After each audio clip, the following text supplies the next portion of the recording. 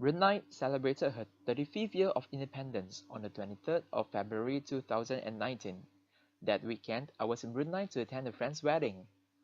I spent one night in Kampong Ayer, the largest water settlement in the world. One is the sister of my Airbnb host. That morning, she sent her grandchild back home in Bandar Seri Begawan, the present-day capital, before showing me around Kampong Ayer, on the boat and on the boardwalks. Actually, the lifestyle is not too much different, because we are like we can do like a normal. When I stay here, everything like mark, you can make in the boat, in the house, you can do fishing, whatever. You control your emotional. On official statistics, there are 13,000 people who reside in Kampong Ayer, which may sound like a lot, but is less than 3% of the entire population in the country. In fact, the actual number of villagers may be even lesser than that. The people here, we can get like one community.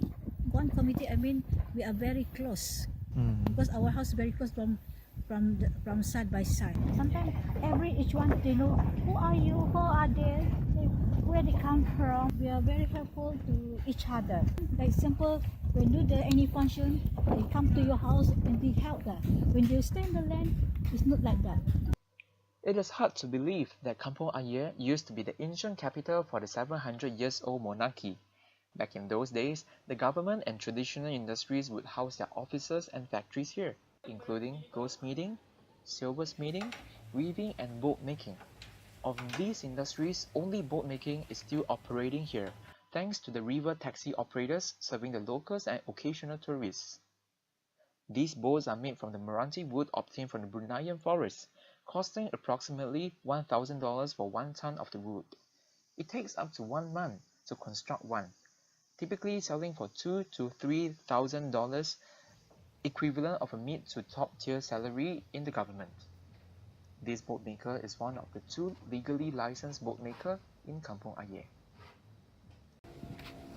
Crossing the river back to the capital just takes 30 seconds, but waiting for a river taxi could take up to 30 minutes. Almost 8 boats passed by us which were laden with tourists, and paying the river taxi operator $30 for a 1 to 2 hours guided tour around Kampong Ayer is definitely more lucrative. Most operators are licensed to shuttle between the northern and southern banks of the river, but may not be licensed to conduct tours. This is actually, suppose this is only the water taxi.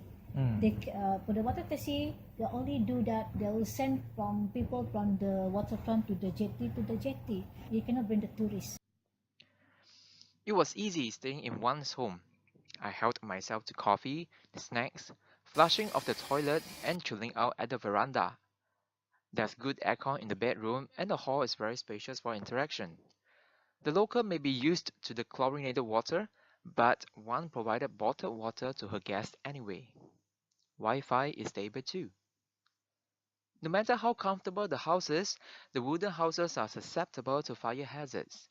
Just in 2016 alone, there were 16 fire incidents reported, sometimes due to electricity overload, unattended cooking, or children playing with fire. The government and locals were quick to render help to the affected. These rows of clean and neat-looking houses near the Kampong Ayer Cultural Gallery were built to replace the houses that were razed in an earlier fire incident.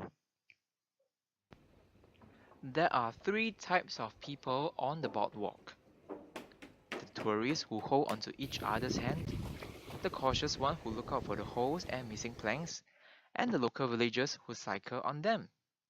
Cat pool is another thing you have to avoid. If you place all the boardwalks in a single file, it measures 38 kilometers, almost the distance of a full marathon. One told me she lost her way in the first year she brought tourists around and had to call her husband, Mark, to give her directions. Mark has been living in stilted houses since he was born, but one only moved in with him 1.5 years ago. She worries about falling into the water because she can't swim. I can swim fairly well, but I wouldn't like to be in the same river as crocodiles.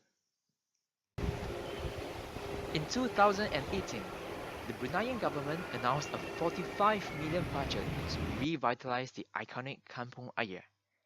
I asked Juan and Mark the $1 million question.